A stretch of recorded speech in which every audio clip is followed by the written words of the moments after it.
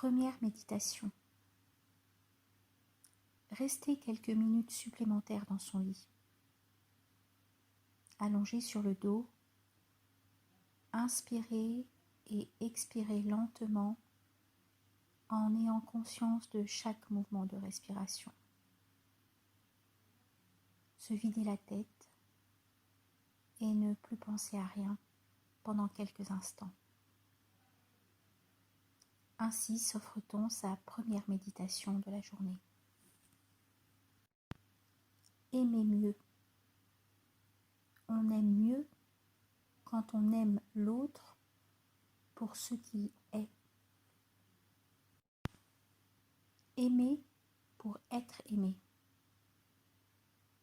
Si l'on veut que les autres nous aiment, commençons par les aimer. Si l'on veut qu'ils s'intéressent à nous, commençons par nous intéresser à eux. Si l'on veut des amis fidèles et généreux, soyons-le aussi. Commençons par donner et on recevra. Ménager les autres. L'univers dans lequel nous vivons serait plus doux si chacun traitait les autres comme il aimerait qu'on le traite. Hospice. Sourire, dire bonjour, remercier, laisser passer, permet de débuter une journée sous de meilleurs auspices. Amis. Ne pas envier les gens qui semblent avoir de nombreux amis. Souvent, ils n'en ont aucun. Nager dans le sens du courant. Mieux vaut parfois nager dans le sens du courant, même si ce n'est pas vraiment la direction que l'on souhaitait prendre, plutôt que de s'obstiner et de gaspiller son énergie dans un combat perdu d'avance.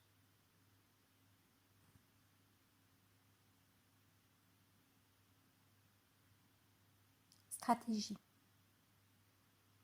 Parfois, il peut être stratégiquement avantageux de reculer d'un pas ou de prendre une ou deux parties pour reprendre la main un peu plus tard.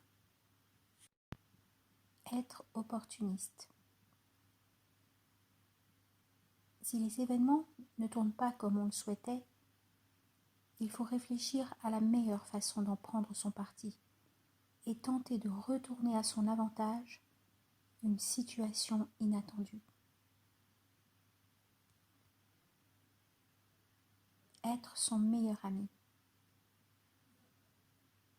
Chacun a en soi des forces positives et négatives qui le poussent, selon les circonstances, à être son meilleur ami ou son pire ennemi. Il faut savoir se ménager soi-même et devenir son plus solide allié. Cela veut dire de ne pas se dévaloriser, se faire confiance, se ménager, identifier et dominer des faiblesses et ne pas être destructeur.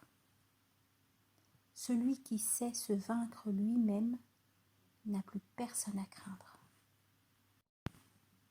Discerner ce qui est grave. Très peu d'événements valent l'importance qu'on leur accorde. En perspective. Remettre les incidents ou les problèmes dans leur perspective. Que représentent-ils dans la globalité de notre existence? Souvent, peu de choses. Y pensera-t-on encore demain? Dans une semaine? On découvre ainsi que la plupart de ce qu'on appelle des problèmes n'en sont pas. Juste des accros sans réelle importance. Chasser les contrariétés. Ne pas laisser une contrariété survenue le matin ou la veille au soir nous gâcher la journée.